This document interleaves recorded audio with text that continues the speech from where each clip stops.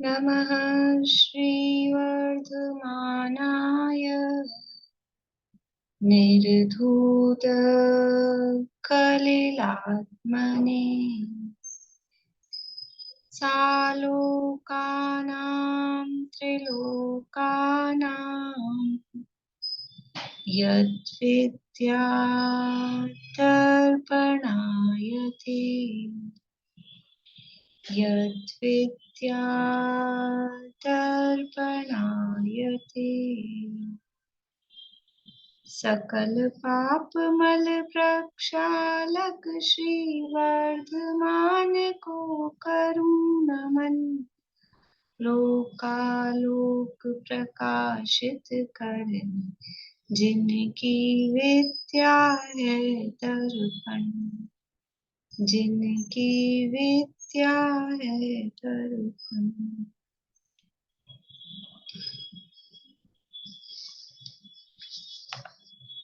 श्लोक पाठ करिए।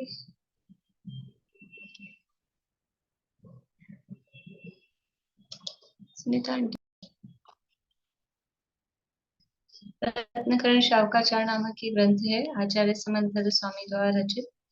इसके अंतर्गत प्रथम सम्यक दर्शन अधिकार है और अधिकार में अब समझ लीजिए अंतिम प्रकरण सम्यक्त्व की महिमा, अंतिम गाथाएं, अंतिम श्लोक इसके संबंध में चल रहे हैं। सम्यक दर्शन की क्या महिमा है और उसको यहाँ पर अष्टपाहुड़ की गाथाओं के साथ में भी यहाँ बताया टीका में।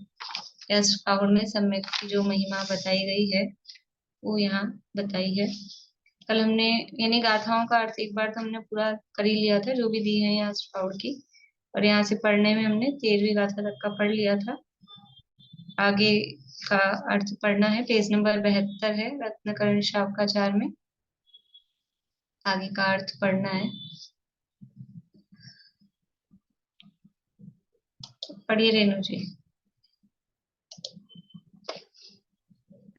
सम्यक दृष्टि को ये जिनेन्द्र का वचन ही अमृत रूप औषधि है, जो विषय सुख रूप आमाशय का विरेचन कराने वाला है, जरा मरण रूप व्याधि को दूर करने का कारण है तथा संसार के समस्त दुखों के क्षय का कारण है। सम्यक दृष्टि के ऐसा निश्चय है कि जन्म जरा मरण आदि समस्त दुखों रूप रोगों को दूर करने वाली अमृत रूप औषधि तो जिनेन्द्र का वचन ही है। इस औषधि के बिना अनादि काल के विषयों की चाह रूप दाह को नाश करने वाला, आमाशय को धोकर ज्ञान सुख आदि अंगों को पुष्ट करने वाला अमृत के समान अन्य कोई दूसरा उपाय है ही नहीं। एक रूप तो बस देखिए क्या कह रहे हैं यहाँ पे। कल हमने गाथा पढ़ी थी कि जिनेंद्र भगवान के वचन है वो ही औषधि है और सब रोगों की जड़ क्या है? सब रोगों की जड़ है मल। वो मल जमा होता है पेट में, आमाशय में, तो रोग उत्पन्न होते हैं। और यहाँ समझ लीजिए अलौकिक इसमें दुखों की जड़ क्या है? दुखों की जड़ भी वो मल ही है। क्या है मल? ये मोह राग द्वेष रूपी जो भाव मल है, ये ही दुखों की जड़ है। समस्त दुखों का मूल क्या है? राग द्वेष, वही दुखों का मूल है। तो ये जिनेंद्र भगवान के वचन, ये हमारे जैसे बाहर में वो औषधि है, वो विरेचन करती है, मल को साफ करती है, आमाशय को धो देती है, वैसे ही ये जो विषयों की चाह, वो भी क्या है? मतलब आश्रव भाव कहो, मोहराग द्वेष भाव कहो, इच्छा कहो, कषाय कहो, सब एक ही बात है। राग द्वेष में सब गर्वित हो जाते हैं, लेकिन हम राग द्वेष से इतने फैमिलियर हो गए हैं कि हमको कोई लगता ही नहीं, राग द्वेष बोलो तो कोई उसकी फीलिंग ही नहीं आती है। राग द्वेष का, कषाय का दूसरा, राग द्वेष का दूसरा नाम ही तो कषाय है। तो कषाय कहो। और विषयों की इच्छा वो क्या है? विषयों की इच्छा कषाय है कि नहीं है? विषयों की इच्छा कषाय है कि नहीं है? इच्छा वो लोग कषाय है। तो किसी विषय को प्राप्त करने की इच्छा की, किसी को हटाने की इच्छा, ये सब राग द्वेष ही है। तो जो भी ये विषयों की चाह रूपी जो दाह है, और इसी के कारण सारे रोग हैं। दुख का कारण इच्छा। मोक्षम प्रकाशक में तीसरे अधिकार में पूरा प्रकरण दिया कि इच्छा ही दुख है, और 4 प्रकार की इच्छाओं का वर्णन वहाँ किया है। तो वास्तव में इच्छा कहो, दुख कहो, मोह राग द्वेष भाव कहो, आश्रव भाव कहो, वो सब एक अर्थवाची हैं। तो जो भगवान के वचन है, यानी ये जिनवाणी है, उस जिनवाणी में ही ये इच्छाओं को, राग द्वेष को दूर करने का उपाय बताया गया है। ये भगवान की वाणी ही हमारी इन राग द्वेष को खत्म करती है।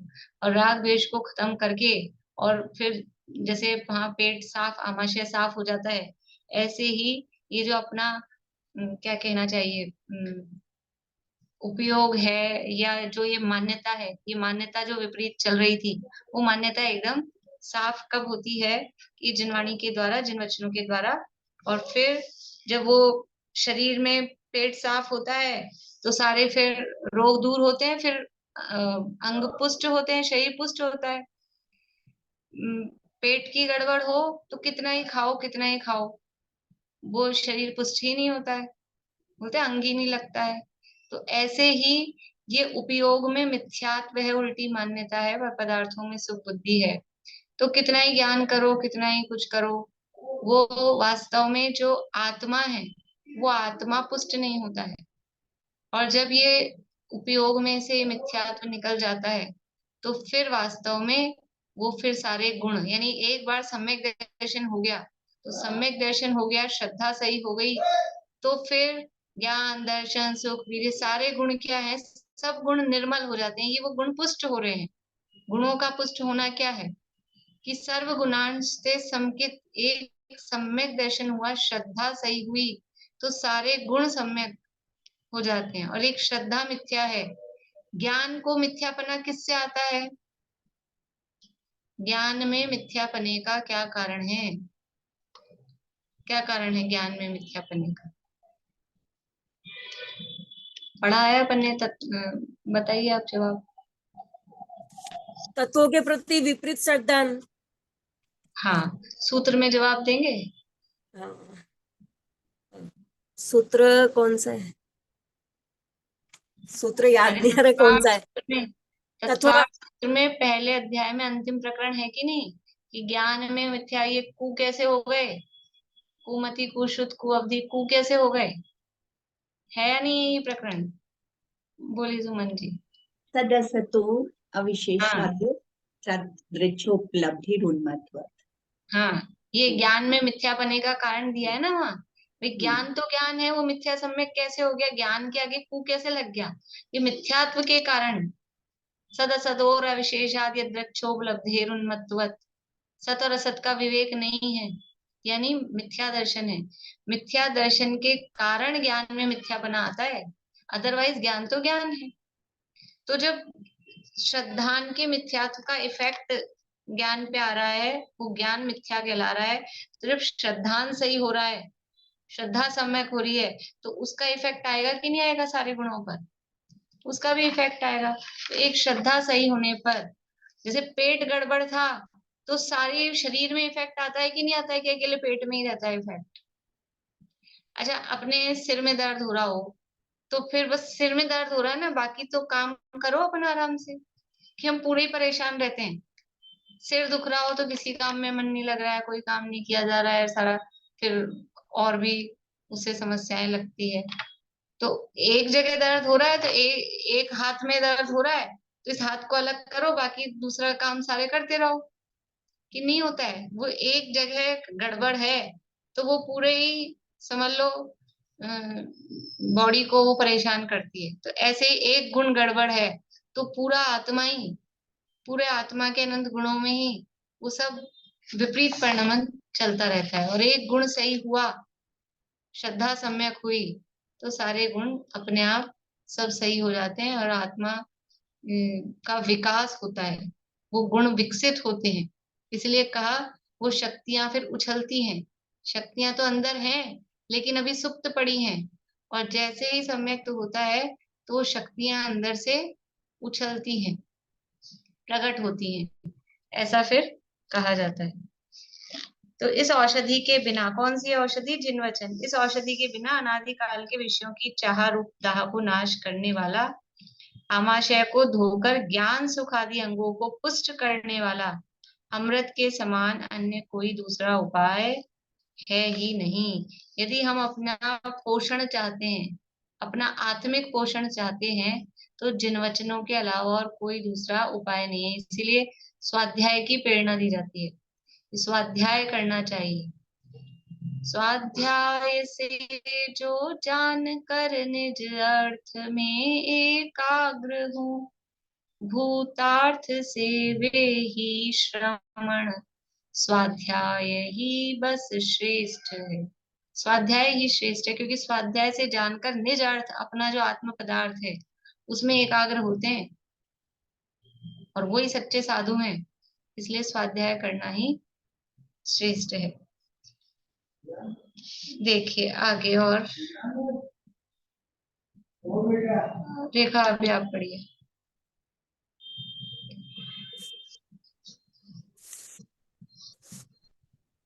एक रूप तो जिनेंद्र का धारण किया, एक रूप तो जिनेंद्र का धारण किया हुआ समस्त वस्त्र शस्त्रादि रहित नग्न रूप है। दूसरा रूप उत्कृष्ट शावक का एक कौपीन तथा खंड वस्त्र सहित है।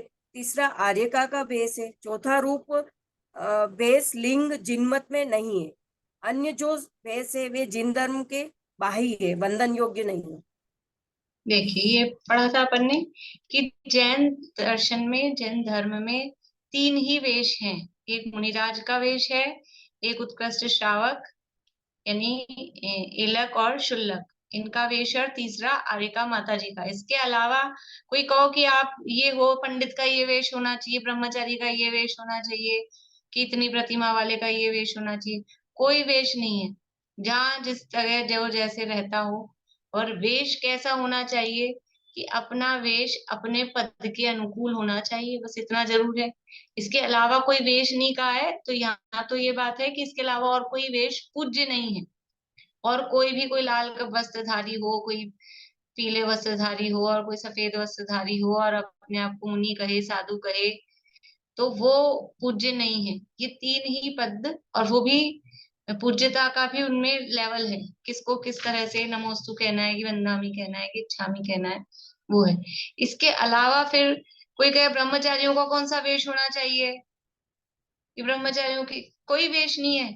वो पैंट शर्ट पहने, वो कुर्ता पजामा पहने, वो धोती और समझ लो दुपट्टा ओढ़ के रहे, कैसे भी रहे, जहां जैसा वेश उसमें कोई वेश नहीं। लेकिन बस वेश कैसा होना चाहिए, स्त्रियों का भी, अन्य सामान्य जो स्त्रियां हैं, कोई वेश नहीं है। लेकिन वो अपने पद के, अपने धर्म के, अपनी मान मर्यादा के अनुकूल होना चाहिए। इस तरह के वस्त्र और वेश अपने होने चाहिए, अहिंसक होने चाहिए। जो भी यूज में लिए जा रहे हैं वस्त्र आदि, वो अहिंसक होने चाहिए। इसके अलावा और कोई वेश है, वो बाहर में वेश, वो बंधन करने योग्य नहीं है। पढ़िए निशान की। जिनेंद्र की जो आज्ञा है उसको पालने की यदि सामर्थ्य हो तो आप उसका आचरण करें, पालें, और यदि उस आज्ञा को पालने की सामर्थ्य नहीं हो तो उसका सत्य श्रद्धान ही करें। केवली जिनेंद्र ने उस श्रद्धान करने वाले के सम्यक्त्व है ऐसा कहा है। जो शक्य हो वह करे, और अशक्य की श्रद्धा करे। तो जितनी सामर्थ्य है उतना करे, और जो सामर्थ्य नहीं है तो ये करने योग्य है ऐसा श्रद्धान करे। उस श्रद्धान का नाम ही सम्यक्त्व है। आगे, रत्नत्रय रहित देह जाति कुल भी सम्यक दृष्टि के द्वारा वंदनीय योग्य नहीं है। सम्यक दर्शन आदि गुण रहित श्रावक और मुनि भी वंदन करने योग्य नहीं है। रत्नत्रय के प्रभाव से देह कुल जाति भी वंदनीय हो जाते हैं। यानी रत्नत्रय रहित है तो कोई, यानी शरीर की, किसी कुल की, जाति की वो वंदना नहीं होती है, वंदना हो रही है गुणों की। यहाँ एक तो जैन धर्म के लिए, जैनियों के लिए तो प्रसिद्धि है कि जैन धर्म में व्यक्ति की नहीं, गुणों की प्रधानता है। व्यक्ति पूज्य नहीं है, गुण पूज्य है। लेकिन दुनिया में भी व्यक्ति की से अधिक गुणों को ही देखा जाता है। दुनिया में भी, लोक में भी देखेंगे तो अब समझ लीजिए प्रधानमंत्री हैं, कि कोई जज हैं, कि कलेक्टर हैं, तो अब उनकी शान शक्ल कैसी है किसी की शान शक्ल देख के उसको प्रधानमंत्री राष्ट्रपति बनाया जाता है? किसी की शक्ल देख के, अब शक्ल क्या, शरीर क्या, जाति क्या, कुल देखा? अभी जो राष्ट्रपति हैं तो कोई जाति, कुल, शक्ल की बहुत सुंदर है, विश्व सुंदरी बनी हुई है, मिस वर्ल्ड, उनको बना दिया जाए राष्ट्रपति? कि ऐसे नहीं है, शान शक्ल देख, गुणों की, कि वो उस पद के योग्य गुण उसमें है कि नहीं, वो देखा जाता है। दुनिया में भी वो देखा जाता है। तो सम्यक दृष्टि किसको वंदना करेगा? शरीर को देख के, कि इसके कुल को देख के, कि इसकी जाति को देख के? कोई शरीर, कुल, जाति इससे वंदना नहीं होती है। लेकिन यदि उस व्यक्ति में गुण है, तो जो कोई सम्यक दृष्टि है, सम्यक तो गुण से सहित है, तो दुनिया में उस सम्यक तो गुण सहित सम्यक दृष्टि की वंदना होती है। और सम्यक दृष्टि भी उन्हीं को वंदन पूजन करता है जो कि रत्नत्रय गुणों से सहित है। तो सम्यक दर्शनादि गुण रहित श्रावक हो और भले ही मुनि हो, तो भी वो वंदन योग्य नहीं है। और रत्नत्रय के प्रभाव से देह, कुल, जाति भी वंदनीय हो जाती है। यहाँ का श्लोक बताइए, रत्नत्रय के प्रभाव से देह, कुल, जाति भी पूज्य हो जाती है। ये तो अष्टपाउड़ की गाथा का भाव है ना, अपने इसमें श्लोक कौन सा है? सम्यक दर्शन संपन्नमपि। हाँ, सम्यक दर्शन संपन्नम अपि मातंग देहजम। मातंग के शरीर में है, चांडाल के शरीर में है, लेकिन सम्यक दर्शन सहित है, तो भी वो उसको देव कह रहे हैं, उसको पूज्य। पूज्य का मतलब देखो, चौथे गुण स्थान में वैसा पूज्यपना नहीं आता है, अर्घ चढ़ा के पूज्यपना। यहाँ जो पूज्य की बात अभी आगे भी चलेगी, समझ लो श्लोकों में, तो यहाँ पूज्य का मतलब है कि उसकी प्रशंसा होती है। यहाँ पूज्य शब्द प्रशंसा के अर्थ में। पूज्यता का अर्थ ऐसा नहीं समझना कि जो देवशास्त्र गुरु में या पंच परमेष्ठियों की जो पूजा होती है, वो पंच परमेष्ठी पूज्य, वो अलग है। और सम्यक दृष्टि चौथे गुण स्थानवर्ती को पूज्य कहा जा रहा है, तो वो पूज्यता का मतलब है कि वो प्रशंसनीय है। जो पूज्य अपूज्य का अर्घ चढ़ाने का इस तरह का जो व्यवहार है, वो संयम से होता है। असंयमी वंद्य नहीं है। इस तरह से अर्घ चढ़ाने योग्य पूज्य असंयमी नहीं होता है। बाहर में कोई कितना ही हो, बड़ा हो, इंद्र हो, चक्रवर्ती हो, पर वो समझ लीजिए लोकोत्तर व्यवहार में, धर्म के क्षेत्र में वो अर्घ चढ़ाने योग्य उस तरह से पूजनीय होता। प्रशंसनीय, प्रशंसनीय की बात अलग है और पूज्य की बात अलग होती है। सम्यक दृष्टि की प्रशंसा होती है जो गृहस्थ है, अविरत है, लेकिन जो पूज्यता है वो संयम से आती है। तो यहाँ देखो, जो वेश कहे ना, वेश, वो वेश कौन से कहे हैं, किनके कहे हैं? कि एक तो मुनिराज का वेश यानी संयमी, और दूसरा उत्कृष्ट शावक एलक और आलिका, आरिका, वो क्या है? वो संयमा संयमी पंचम गुण स्थान वर्ती है। तो पंचम गुण स्थान से कुछ ये पूज्यता का व्यवहार चालू होता है, और पूर्ण संयम तो मुनि दशा में ही है, तो वहां से वो प्रारंभ होता है। फिर ऊपर अनंत सिद्ध भगवान वो तो है ही है। तो पंच परमेष्ठी पूज्य है। और थोड़ा हम बढ़े तो समझ लो नव देवता, तो जिन प्रतिमा, जिन मंदिर, जिन धर्म, उसको भी अपन, जिन वाणी, उनको भी अपन ले लेते हैं। असंयमी उस तरह से पूज्य नहीं है। ये बात ध्यान रखने वाली बात है। तो कहीं भी अब यहाँ आए कि उसकी पूजा की, कि वो पूज्य है, तो पूज्य का मतलब है प्रशंसनीय समझनी। ठीक। अब इस जीव का सर्वोत्कृष्ट उपकार करने वाला और अपकार करने वाला कौन है? कौन हमारा उपकार करने वाला है और कौन अपकार करने वाला है? इष्टोपदेश में भी इसी तरह की गाथा चल रही कि अपने उपकार करने वालों के प्रति राग करता है जीव, अपकार करने वालों के प्रति द्वेष करता है। तो कह रहे हैं कि उपकार और अपकार करने वालों के प्रति राग द्वेष मत करो। तो वहां तो उपकार और अपकार बाहर में देखा जा रहा है, कोई कोई हमारा उपकार कर रहा है, कोई हमारा अपकार कर रहा है। तो किसी के प्रति राग कर रहे हैं, किसी के प्रति द्वेष कर रहे हैं।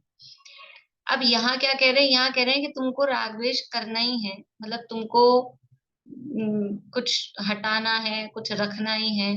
तो देखो, वास्तव में सच्चा उपकार करने वाला कौन है, उसको तो बुलाओ, और सच्चा अपकार करने वाला कौन है, उसको दूर करो। भाई दूर करना, रखना, हटाना, यही काम करना है। इस नेचर से तो बाज आएगा नहीं जीव, अनादिकाल की नेचर है, इसको लाओ, इसको हटाओ। तो ठीक है, यही करना है ना। तो ये देखो कि कौन हमारा बुरा करने वाला है, कौन हमारा भला करने वाला है। हम बाहरी वस्तुओं को, ये हमारा बुरा करते हैं इसको हटाओ, और ये हमारा भला करते हैं हिचचाते हैं इनको लाओ, बाहर में ये सब करते हैं, लेकिन बाहर में कोई बुरा भला करने वाला है ही नहीं। वो वस्तु स्थिति वो शाम को चल रही है कि वास्तव में स्वयं ही खुद ही विराधक है, दूसरा कोई विराधना करने वाला है नहीं। स्वयं किए जो कर्म शुभ अथवा अशुभ फल निश्चय ही वो देते। अब यहाँ कह रहे हैं कि अगर मानना ही है उपकार और अपकार किसी का, तो वास्तव में वो कौन है। श्लोक नंबर 34 है, पेज नंबर 73, रत्नकरण शावकाचार्य। न सम्यक्त्व समं किंचित त्रैकाल्ये त्रिजगत्यपि श्रेयो श्रेयश्च मिथ्यात्व समं नान्यतनुभृताम्। न सम्यक्त्व समम, सम्यक के समान, न यानी नहीं है, किंचित यानी कुछ भी, कोई भी, त्रैकाल्ये तीन काल में, त्रिजगत्यपि तीन लोक में, तीन लोक और तीन काल में सम्यक के समान नहीं है। क्या नहीं है? श्रेयो, श्रेय यानी कल्याणकारी, श्रेय कहते हैं श्रेय मार्ग, श्रेय का मतलब है कल्याणकारी। तो तीन लोक और तीन काल में सम्यक के समान कल्याण करने वाला और कोई कुछ भी किंचित भी दूसरा नहीं है। और अश्रेयश्च मिथ्यात्व समम न अन्यत तनुभृताम। यहाँ है श्रेय अश्रेयश्च मिथ्यात्व समम न अन्यत तनुभृताम, ये दो तय है इसमें। तो न, ना लिखा है, ना में से न लिख लेगा, न अन्यत, ये अन्यत वाला तय हलंत आएगा, न अन्यत, और फिर दूसरा तय पूरा है तनुभृताम। न यानी नहीं, अन्यत यानी दूसरा, तनु कहते हैं शरीर को, और तनुभृत यानी शरीरधारी। तो जो शरीरधारी है यानी जीव है, प्राणी है, शरीरधारी प्राणी होते हैं संसारी जीव। तो जो संसारी जीव है, प्राणी है, उन प्राणियों को तीन काल और तीन लोक में सम्यक्त्व के समान कोई भी दूसरा कल्याण करने वाला नहीं है, और मिथ्यात्व के समान अश्रेय अकल्याणकारी नहीं है। न नहीं है दूसरा, न अन्यत कोई अन्य, कोई दूसरा, ये हितकारी और अहितकारी, यानी कोई अगर हमारा हितकारी है, हित करने वाला है, तो वो हमारी ही सच्ची मान्यता, वो हमारा हित करने वाली है। और यदि कोई अहित करने वाला है दुनिया में हमारा, तो कौन है अहित करने वाला? अपनी ही उल्टी मान्यता, वो ही हमारा अहित करने वाली है। और बाहर में कोई व्यक्ति, कोई वस्तु, कोई घटना, कोई परिस्थिति, सब आ गए इसमें लगभग। कोई व्यक्ति मतलब कोई भी जीव, कोई वस्तु, पुद्गल, कोई पौद्गलिक पदार्थ, कोई घटना, कोई घटना ऐसी घट गई, या कोई परिस्थितियां बाहरी प्राकृतिक वातावरण, वो कुछ भी जीव का अहित करने वाला नहीं है। इस जीव का अहित करने वाला दुनिया में तीन काल तीन लोक में, कि ये अभी पंचम काल है, पंचम काल में ऐसा ऐसा हो रहा है, कि पंचम काल हो कि चौथा काल हो कि पहला काल हो, कोई सा भी काल हो, यदि मिथ्यात्व के साथ है तो किसी भी काल में आ जाओ, क्या होगा? अहित ही है, दुखी ही रहेगा। और सम्यक के साथ है तो किसी भी काल में आ जाओ, तो किसी भी काल में आएगा ही नहीं। सम्यक दृष्टि जीव पंचम काल में उत्पन्न, छठे काल में तो होते ही नहीं है। छठे काल में तो ना पैदा होते हैं, ना सम्यक तो नया पैदा हो सकता है। छठा काल तो बिल्कुल ही बंद है। पांचवें काल में सम्यक दृष्टि यदि पहले से है तो पंचम काल में जन्म उसका नहीं होता है। पर पंचम काल में ये है कि सम्यक्त्व को पैदा किया जा सकता है। तो कोई काल किसी का हित अहित करने वाला है क्या? ये काल है इसलिए हमारा अहित हो रहा है, ये काल खोटा है, कि तुम्हारा मिथ्यात्व है इसलिए अहित हो रहा है। अहित अहित की जो मान्यता है ना, ये मेरा भला कर रहा है, ये मेरा बुरा कर रहा है। इस मान्यता का ही नाम तो मिथ्यात्व है। ये मान्यता ही वास्तव में जीव का हित करने वाली है। अपनी उल्टी मान्यता, इसके अलावा और कोई हमारा बुरा करने वाला नहीं है। तो सारा समझ लो किस पे आ गया है वजन, स्वयं पे है। सारा जिम्मेदारी किसकी है? दूसरे का कोई दोष नहीं है, किसी का कोई दोष नहीं है। जो भी है, दोष है कि गुण है कि जो भी है, वो सब किसका है? स्वयं का ही है। ये अपनी मान्यता उल्टी है तो सारा सब उल्टा उल्टा रहेगा, और अपनी मान्यता सही है तो सब सही है। तीन काल तीन लोक में सम्यक के समान जीव के लिए कोई हितकारी और मिथ्यात्व के समान कोई अहितकारी नहीं है। अन्वयार्थ पढ़ते हैं, फिर पद्यानुवाद के साथ श्लोक पढ़ेंगे।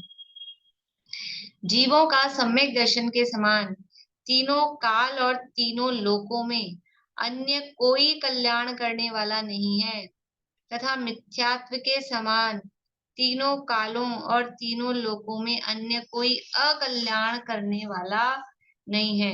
अभी सम्यक्त्व के बिना, सम्यक के अलावा कोई कल्याण करने वाला नहीं है, तो कोई भगवान हमको तार देंगे, किसी के भरोसे बैठे रहें कि भगवान को देख के वो सम्यक्त्व प्राप्ति की, सम्यक्त्व प्राप्ति का पुरुषार्थ हो जाए, वो अलग बात है।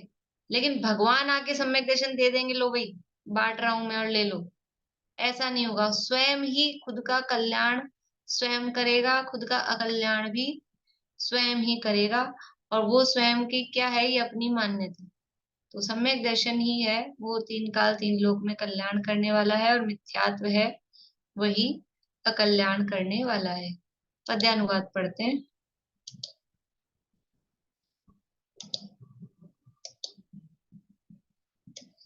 देखिए 34 नंबर है। तीन लोक अरु तीन काल में समकित सम नहीं श्रेय स्वरूप, मिथ्या दर्शन सम जीवों को और नहीं आश्रेय स्वरूप। तीन लोक और तीन काल में समकित यानी सम्यक के समान नहीं, श्रेय यानी कल्याण स्वरूप कोई नहीं है, और मिथ्या दर्शन के समान और कोई आश्रेय स्वरूप नहीं है। किसको नहीं है? कि जीवों को। ये यहाँ पर बताया है। देखिए भावार्थ। अनंत काल तो व्यतीत हो गया, वर्तमान काल एक समय का, और अनंत काल आगे आएगा। ऐसे तीन काल में अधो भुवन लोक, असंख्यात द्वीप सागर पर्यंत मध्य लोक, और स्वर्गादि ऊर्ध्व लोक, ऐसे तीन लोक में सम्यक्त्व समान जीवों का सर्वोत्कृष्ट उपकार करने वाला अन्य कोई है नहीं, हुआ नहीं और होगा नहीं। अनंत काल व्यतीत हो गया, भूतकाल में ये व्यतीत हो गया, मतलब ये भूतकाल। वर्तमान काल एक समय, और भविष्य कितना आएगा? आगे अनंत भविष्य है। अनंत काल भूतकाल में बीत चुका है, उससे अनंत गुना आगे भविष्य आने वाला है, और एक समय वर्तमान काल का। ऐसा तीन काल में, भूतकाल में जो अहित हुआ वो किसने किया, किसके कारण हुआ? और भूतकाल में यदि कदाचित हित हुआ तो वो किसके कारण हुआ? कि जो भी कोई अहित हुआ है वो अपने मिथ्यात्व के कारण, और जो कुछ भी हित हुआ है वो सम्यक के कारण। हित हुए होगा ही कहाँ से अगर सम्यक दर्शन नहीं है? तो हित की बात ही नहीं है। तो तीन काल में और तीन लोग बता रहे हैं, अधोलोक यानी भुवन, नीचे भवन वासियों का जो कहा है उसको साथ में लेके अधोलोक, और मध्य लोक है असंख्यात द्वीप सागर पर्यंत पूरा मध्य लोक, और स्वर्ग आदि ऊर्ध्व लोक। ऐसे तीन लोक में सम्यक्त्व समान जीवों का सर्वोत्कृष्ट उपकार करने वाला अन्य कोई नहीं है, हुआ नहीं है और होगा भी नहीं। न हुआ है, न था, न है और न होगा, न भूतो न भविष्यति। मतलब कोई इसमें ऑप्शन नहीं है कि कभी किसी ने तो किया होगा बुरा, किसी और ने किया होगा, कोई नहीं है। भला करने वाला भी कोई और नहीं है, बुरा करने वाला भी कोई और नहीं है। जो उपकार इस जीव का सम्यक्त्व करता है, वैसा उपकार 3 लोक में हुए इंद्र, अहमिंद्र, भुवनेन्द्र, चक्रवर्ती, नारायण, बलभद्र, तीर्थंकर आदि समस्त चेतन, ये तो सब बड़े बड़े लोगों को ले लिया, जितने जीवों में उत्कृष्ट है। इंद्र, अहमिंद्र, भुवनेन्द्र। भुवनेन्द्र कौन होते हैं? इंद्र कौन है, अहमिंद्र कौन है, भुवनेन्द्र कौन है?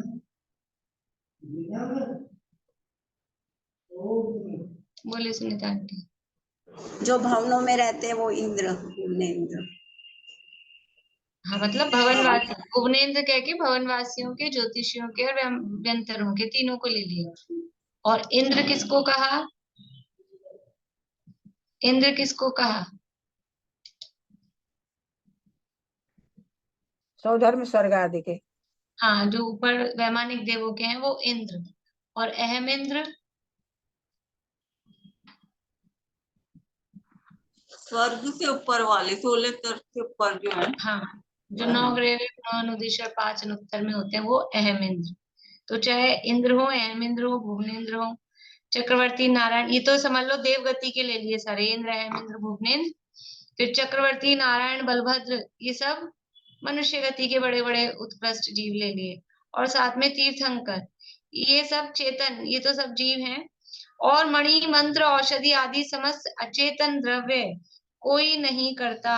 कि हमारे पास तो एक ये मणि है तो बस अपना कुछ बुरा नहीं हो सकता, ये मणि अपने पास है तो बढ़िया ही बढ़िया।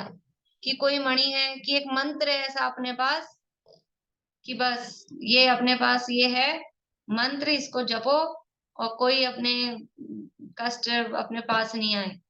कि ऐसा कोई मंत्र नहीं है सम्यक के समान। वो महामृत्युंजय मंत्र हो, हमने मृत्यु को जीत लिया हो, कि और कोई दूसरा तरह तरह के, मुझे नाम भी नहीं पता, पर अलग अलग तरह के मंत्र होते हो। कि कोई मंत्र हो, कि कोई मणि हो, और कोई औषधि हो, ऐसी दवाई है अपने पास कि कोई बीमारी आ ही नहीं सकती है, आ जाए तो तुरंत ठीक हो जाए, ऐसी अपने पास जड़ी बूटी औषधि। कि कुछ भी हो, कोई मणि मंत्र औषधि आदि समस्त अचेतन द्रव्य कोई नहीं करता। कि जो उपकार सम्यक करता है वो कोई उपकार दूसरा नहीं करता। इस जीव का निकृष्टतम अपकार जैसा मिथ्यात्व करता है, वैसा अपकार करने वाला 3 लोक में 3 काल में कोई चेतन द्रव्य व अचेतन द्रव्य है नहीं, हुआ नहीं और होगा नहीं। देखो इसको बोल्ड में दिया है, उपकार वाली बात को बोल्ड में नहीं दिया, अपकार वाली बात को बोल्ड में दिया है। क्यों? क्योंकि हमारी नजर इधर रहती है हमेशा, ये मेरा बुरा, और बुरा करने वाले पे ज्यादा रहती है, भला करने वाले पे तो कम लोग होते हैं। कुछ लोग होते हैं कि वो उसका मानते हैं कृतज्ञता की भी इसने भला किया, लेकिन बुरा करने वाले पे तो उंगली पहले ये है ये। तो इसलिए इसको बोल्ड में दिया है कि अपकार यानी कोई बुरा करने वाला है। तो जैसा मिथ्यात्व अपकार करता है, वैसा 3 लोक 3 काल में कोई चेतन द्रव्य और अचेतन द्रव्य है ही नहीं कि जो ऐसा बुरा कर सके। क्या अपकार करता है मिथ्यात्व? क्या बुरा करता है मिथ्यात्व? मिथ्यात्व से क्या बुरा हो जाएगा? बोलिए मीना चाची, क्या बुरा हो जाएगा मिथ्यात्व से? यही संसार परिभ्रमण ही करते रहेंगे, कभी हाँ, निकलेंगे ही नहीं इससे। हाँ, मिथ्यात्व का फल क्या है? मिथ्यात्व का फल है निगोद। 5 पापों का फल तो है नरक, और नरक से भी बुरी स्थिति, नरक में तो सैनी पंचन भी है, समय दृष्टि हो सकता है, लेकिन उससे भी भयंकर बुरी स्थिति कौन सी है? वो है निगोद। और मिथ्यात्व का फल निगोद है। तो जैसा अपकार्य मिथ्यात्व कर रहा है, और इस मिथ्यात्व के कारण ही जीव संसार में परिभ्रमण कर रहा है। कषाय क्यों उत्पन्न होती है? कषाय क्यों उत्पन्न होती है? ये मिथ्यात्व के कारण पर पदार्थ इष्ट अनिष्ट भाषित होते हैं, तो कषाय हो रही है। और कषाय है वो किसका कारण है? वो स्थिति अनुभाग बंध का कारण कषाय है। योगा पैड़ी पदेशा क्रिया अनुभागा कषाय दो होती। तो वो कषाय के कारण वो सांप्रदायिक आश्रव, वो कर्मों में बराबर वो चल रहा है, तो वो आश्रव बंध है, वही तो दुख रूप है, आश्रव ही दुख है, वो बंध है, वही दुख का कारण है। ये दुख रूप दुख के कारण है आश्रव और बंध। क्यों हो रहे हैं ये आश्रव और बंध? क्यों हो रहे हैं? ये मिथ्यात्व के कारण पर पदार्थ इष्ट और अनिष्ट लग रहे हैं। तो मिथ्यात्व के समान दूसरा कोई अपकार करने वाला नहीं है। कोई व्यक्ति ऐसा बताओ जो निगोद भेज दे अपने को, कोई व्यक्ति। और कोई व्यक्ति ऐसा बताओ जो हमको मोक्ष ले जाए। कि जाएगा तो खुद से जाएगा, खुद के सही श्रद्धान के बल पे जाएगा, और नहीं जाएगा, निगोद में जाएगा तो खुद के मिथ्या श्रद्धान के बल पे जाएगा। कोई दूसरा देखो, कोई व्यक्ति ऐसा दिखाते हैं पिक्चर्स में सीन, कोई गाड़ी खाई में गिर गई, कोई व्यक्ति गिर गया, वो लटक रहा है कहीं पेड़ पे, तो उसको बचाने के लिए आए तो रस्सी डाली नीचे, कुछ भी नीचे डाला कि पकड़ के आ जाओ ऊपर। तो कौन बचा रहा है उसको? कौन बचा रहा है उसको? कि वो उसने रस्सी डाल दी ना, तो वो बचा रहा है। अरे वो रस्सी खींच डालने वाला और खींचने वाला क्या करेगा? यदि खुद अपना जोर नहीं लगाएगा ऊपर चढ़, खुद को भी तो जोर लगाना। खाली रस्सी पकड़ के वो खींच रहा है इतना नहीं, कई जगह ऐसा भी होता है ना, खुद को भी मेहनत करनी पड़ती है, जोर लगाना पड़ता है बराबर उतना। हाथ पकड़ रखा है उसने, तो वो जोर तो लगाए ऊपर आने को। कभी कभी ऐसा होता है कि ऊपर वाले ने हाथ पकड़ रखा है बचाने के लिए, और वो नीचे वाला खुद का जोर नहीं लगाता, इसको और ले डूबता है साथ में, इसको खींच लिया। तो कौन बचा रहा है? कि खुद के ही जोर से बचता है, खुद के। दूसरा निमित्त मात्र होता है, निमित्त मात्र अन्यस्तु।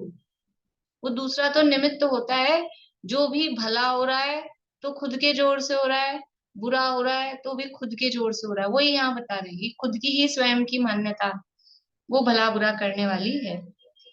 इस जीव का निकृष्टतम अपकार जैसा मिथ्यात्व करता है, वैसा अपकार करने वाला तीन लोक में तीन काल में कोई चेतन द्रव्य व अचेतन द्रव्य है नहीं, हुआ नहीं, होगा नहीं। इसलिए मिथ्यात्व के त्याग में ही परम यत्न करो। इसलिए क्या करो? जो भी कोई पुरुषार्थ कर रहे हो, जो कोई मेहनत कर रहे हो, वो किसके लिए करो? मिथ्यात्व के त्याग में ही परम यत्न। सारा पुरुषार्थ वो मिथ्यात्व के त्याग के लिए करो। समस्त संसार के दुख को दूर करने वाला आत्म कल्याण की परम हद एक सम्यक्त्व ही है। अतः इसी के प्राप्त करने में पुरुषार्थ करो। किसकी प्राप्ति के लिए मेहनत करें और किसके अभाव के लिए मेहनत करें?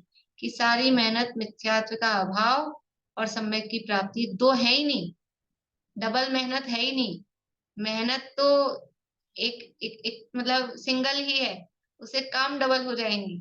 सम्यक की प्राप्ति कहो तो मिथ्यात्व का अभाव होगा ही होगा, मिथ्यात्व का अभाव कहो तो सम्यक की प्राप्ति होगी। तो सारा पुरुषार्थ इस काम के लिए, जो मेहनत अपना समय शक्ति, जो भी कुछ, धन की तो आवश्यकता है नहीं, लेकिन कदाचित कहीं दूर के निमित्तों में धन भी लगता हो, तो अपना समय शक्ति धन जो भी है वो सब इसकी प्राप्ति के लिए लगाना चाहिए। इसलिए मिथ्यात्व के त्याग में ही परम यत्न करो। समस्त संसार के दुख को दूर करने वाला आत्म कल्याण की परम हद एक सम्यक्त्व ही है। तो क्या कह रहे हैं? आत्म कल्याण की परम हद, चरम सीमा। आत्म कल्याण हो जाएगा, सम्यक्त्व होते ही बस खत्म। परम हद कह रहे हैं, परम हद यानी चरम सीमा। आत्म कल्याण की चरम सीमा वो सम्यक्त्व ही है। इसके बाद कोई काम नहीं बाकी रहेगा, सम्यक दर्शन प्राप्त हो जाएगा, फिर मुनि बनना, मोक्ष जाना, श्रेणी चढ़ना, वो सारे काम कौन करेगा? कि ये सम्यक तो प्राप्त कर लिया तो हो गया कल्याण, बस। वो सम्यक तो अपने आप खींच के ले जाएगा बस। मतलब जब तक जैसे मिथ्या था ना, तब तक अभी जो उदाहरण दिया उसमें खुद को सम्यक प्राप्ति के लिए खुद को जोड़ लगा के ऊपर चढ़ना है। और फिर क्या है कि फिर ऐसी जगह आ गई है कि अब आपने वो लिफ्ट में बैठ गए। अब लिफ्ट में बैठने के बाद, खड़े होने के बाद में आपको क्या करना पड़ेगा? एक्सकलेटर पे पांव रख दिया, चढ़ गए सीढ़ी पे। अब क्या करना पड़ेगा? कितना भागना पड़ेगा, ये अपने आप ऊपर ले जाएगी। सम्यक्त रूपी एक्सकलेटर, सम्यक्त रूपी लिफ्ट, बस उसमें चढ़ गए एक बार तो अब कुछ नहीं करना है, वो अपने आप चारित्र भी होगा और श्रेणी भी चढ़ेंगे, वो अपने आप ऊपर पहुंचाएगी, वो तो जाएगी सीढ़ी तो। वो तो ऊपर जाएगी, वो ऊपर पहुंचा के ही छोड़ेगी। नहीं चाहो एक्सलेटर पे चढ़ गए और अब बोलो नहीं नहीं नहीं नहीं, हम तो रिवर अब नहीं, वो तो ले जाएगी, वो पहुंचाएगी। अब चाहने से भी कोई चाहता नहीं है, लेकिन लिफ्ट में एक बार बैठ गए, बंद हो गई, बटन दबा दिया, 2 नंबर 3 नंबर, अब कि अब तो ऊपर पहुंचाएगी, जितना नंबर आपने दबाया वहीं जाके खुलेगी, वहीं पहुंचाएगी। ठीक है ना, उदाहरण एक देश समझ लो, कोई बीच बीच में ऑप्शन होते हो तो वो उदाहरण है एक देश। ठीक है, तो ये आत्म कल्याण की परम हद एक सम्यक्त्व ही है, अतः इसी के प्राप्त करने में पुरुषार्थ करो। मतलब क्यों इतना कह रहे हैं आचार्य देव कि येन केन प्रकारेण जीव का हित हो जाए, और ये जीव अपना हिताहित समझ नहीं पा रहा है कि कहाँ कहाँ किसमें हित समझ रहा है, और केवल इस शरीर के पोषण में ही हित समझता है, और शरीर के पोषण में लगा हुआ है, वही हित समझ के यही तो काम हो रहा है, और क्या हो रहा है। और ज्यादा से ज्यादा इस भोग संबंधी, इस पर्याय संबंधी वही हित अहित दिखता है, पर भव का भी कुछ नहीं दिखता है, और अनंत जीवन आगे है वो भी नहीं समझ में आता है। इस थोड़े से आधा तो गुजर ही गया, 10-20 चीज, अब वो भी 10-20 चीज भी बहुत, मतलब क्या कहें, कहने के किसके कितने हैं वो भी नहीं कह सकते हैं। 10-20 मिनट भी किसी के पास है कि नहीं है वो भी नहीं कह सकते हैं। तो भी सामान्य कथन में 10-20-30-50 साल जितने भी हैं, उतने समय के लिए बस उसी में पड़े हैं सब, लेकिन अपना आगे अनंत जीवन वो फिर इसी दुख की परंपरा में बीत जाएगा, वो ख्याल ही नहीं है। इसलिए कह रहे हैं कि 3 लोक में कोई अहित करने वाला है तो ये मिथ्यात्व है, इस मिथ्यात्व के अभाव का पुरुषार्थ करो, ये अपनी मान्यता को सुधारो। और काम कोई बहुत बड़ा नहीं है, मान्यता ही तो सुधारनी है। कोई इधर से उधर कोई मेहनत मजदूरी करनी, बड़े भर भर के पराते भर के इधर से उधर कोई वजन रखना है कि कोई मजदूरी करनी, कुछ भी नहीं। ये मान्यता नहीं सुधरती, अनादि काल की वो मान्यता जमी हुई है, और अनादि की जमी हुई है तो भी कोई मतलब नहीं है, कोई समय नहीं लगने वाला है, लेकिन फिर भी वो लगता ही नहीं, मतलब भयानकता नहीं लगती है कि वास्तव में हमारा अहितकारी क्या है। वास्तव में इस मान्यता से हम परेशान हैं। जब भी, मतलब ये याद आना चाहिए अब अपने को कि जब भी कोई दुख हो, कष्ट हो, परेशान हो, तो ये बात क्लिक होनी चाहिए कि ये दुखी क्यों है, परेशान क्यों है, मैं क्यों दुखी हूँ, कि मैं अपनी मान्यता से ही दुखी हूँ। और बहुत बार तो समझ में भी आता है मैं अपने राग से ही दुखी हूँ। घर गृहस्थी में, मतलब समझ लो परिवारजनों के साथ में तो होता ही है ऐसा कि अपन किसी के प्रति, यानी किसी से अपने को लगता है इनके कारण दुखी हुए, तो क्यों हुए, कि उनसे राग है, बच्चे से राग है, कि माता पिता से राग है, कि पति पत्नी से राग है, और उनको कोई कष्ट है कि उन्होंने कोई नहीं मानी है। सब तरह की परिस्थितियां होती घर में, तो उनके कष्ट को देख के दुखी होते हैं कि उन्होंने अपनी बात नहीं मानी, इसलिए दुखी होते हैं कि और उसको कोई समस्या है उससे, जो भी है उससे जो दुखी हो रहे हैं, तो वो क्यों हो रहे हैं हम, कि वो राग है, तो हम अपने ही राग से दुखी हैं, और किसी कारण से दुखी नहीं है दुनिया में। तो ये मिथ्यात्व ही है, वही हमारे दुख का कारण है, वही अहित का कारण है। तो इस मिथ्यात्व को दूर करके सम्यक की प्राप्ति करें, यही आचार्य का यहाँ उपदेश समझ लो, आदेश समझ लो, उनकी अ, भावना समझ लो, जो भी कहो, निर्देश आदेश यही है कि कैसे ना कैसे करके सम्यक की प्राप्ति का पुरुषार्थ करें। इसी भावना से अभी यहाँ पूरा करते हैं। अब आगे आएगा सम्यक्त्व का क्या प्रभाव है, इफेक्ट क्या होता है सम्यक्त्व का, क्या आप इतना कह तो रहे हो, उससे इफेक्ट क्या होगा वो यहाँ आगे बताएंगे। सरल है आगे श्लोक, कुछ ऐसा कठिन नहीं है। आगे शेष चर्चा मंडे को करेंगे।